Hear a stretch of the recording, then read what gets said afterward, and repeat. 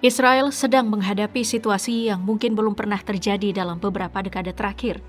Di luar negeri, operasi militer dan berbagai kontroversi membuat posisi diplomatik Israel semakin tertekan.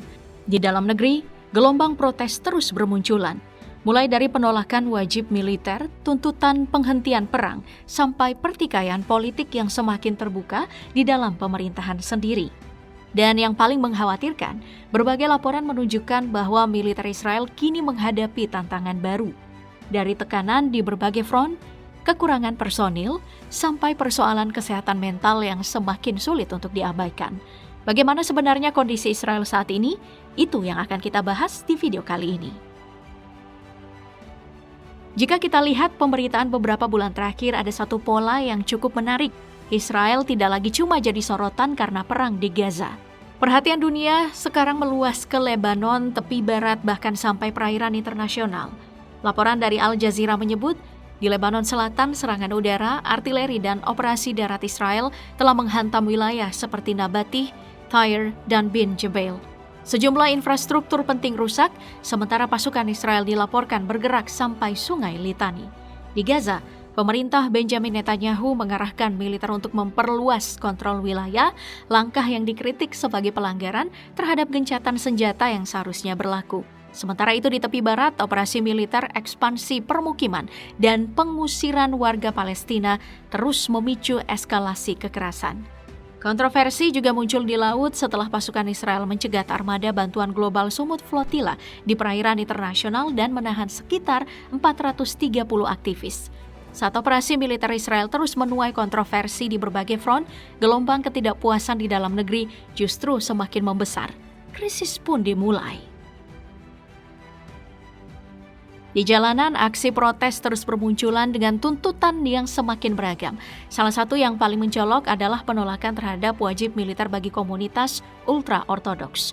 Puluhan bahkan ratusan demonstran menyerang rumah Wakil Ketua Mahkamah Agung Israel, Noam Shohberg, sebagai bentuk penolakan terhadap kebijakan wajib militer Israel. Di saat yang sama, demonstrasi anti-perang dan anti-pemerintah juga terus terjadi di berbagai kota, menunjukkan bahwa ketidakpuasan tidak lagi berasal dari satu kelompok saja. Tapi keresahan terbesar justru datang dari wilayah utara Israel. Warga yang tinggal dekat perbatasan Lebanon mengaku lelah hidup di bawah ancaman sirene, serangan roket, dan ketidakpastian yang tidak kunjung berakhir.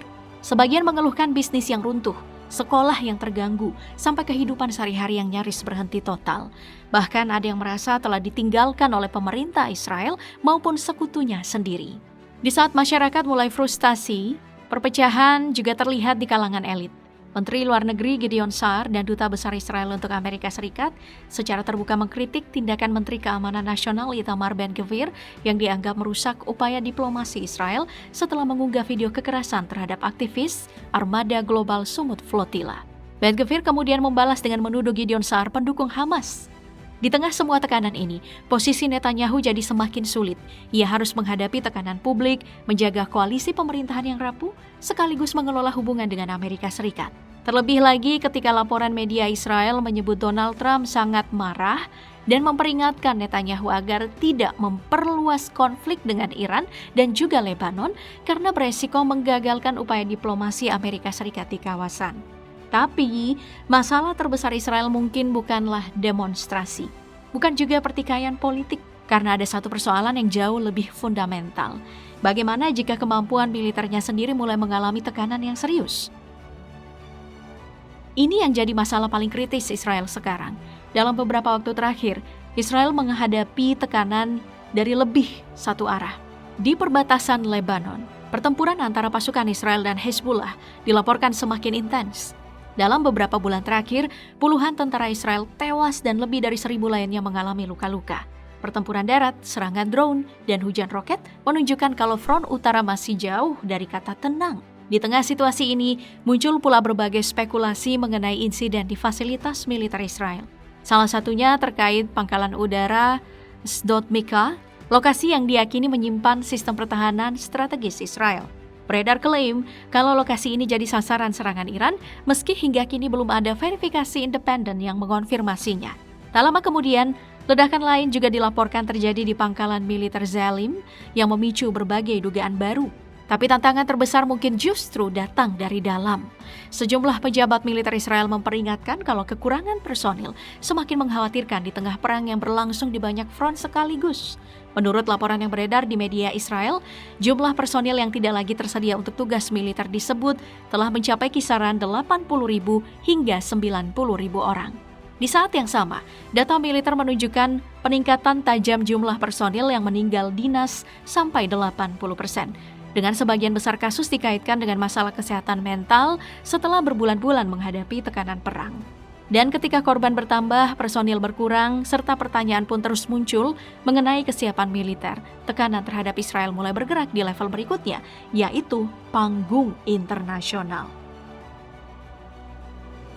Salah satu perkembangan yang paling menyita perhatian adalah munculnya laporan soal percakapan panas antara Donald Trump dan Benjamin Netanyahu. Menurut Axios, Trump disebut sangat marah atas langkah militer Israel di Lebanon karena dinilai beresiko menggagalkan upaya diplomasi Amerika di kawasan. Dan jika laporan ini akurat, maka hubungan yang selama ini dianggap sebagai salah satu pilar utama dukungan bagi Israel mulai menunjukkan tanda-tanda ketegangan. Di forum internasional, suasananya tidak kalah sulit. Dalam konferensi Organisasi Perburuan Internasional di Jenewa, diplomat Israel Walid Gadban bahkan tidak bisa menyelesaikan pidatonya setelah berulang kali diinterupsi dan menggebrak meja oleh delegasi yang menyuarakan dukungan bagi Palestina. Aksi protes ini jadi gambaran bagaimana sentimen terhadap Israel semakin terbuka di berbagai forum dunia. Tekanan juga datang dari negara-negara sekutu barat. Para pemimpin Kanada, Australia, Prancis, Jerman, Italia, Selandia Baru, dan Inggris mengeluarkan pernyataan bersama mengenai situasi di tepi barat, mengutuk memburuknya situasi keamanan di tepi barat dan meningkatnya kekerasan yang dilakukan oleh para pemukim. Ini menunjukkan kalau perhatian internasional kini tidak hanya terfokus pada Gaza. Sementara itu, Presiden Korea Selatan Lee Jae-myung secara terbuka mempertanyakan legalitas penyitaan armada bantuan global Sumut Flotilla oleh Israel. Ia bahkan menyatakan kalau Seoul pernah mempertimbangkan langkah terkait surat perintah penangkapan internasional terhadap Netanyahu. Pernyataan tersebut muncul setelah 2 warga Korea Selatan berada di antara para aktivis yang ikut dalam misi bantuan menuju Gaza.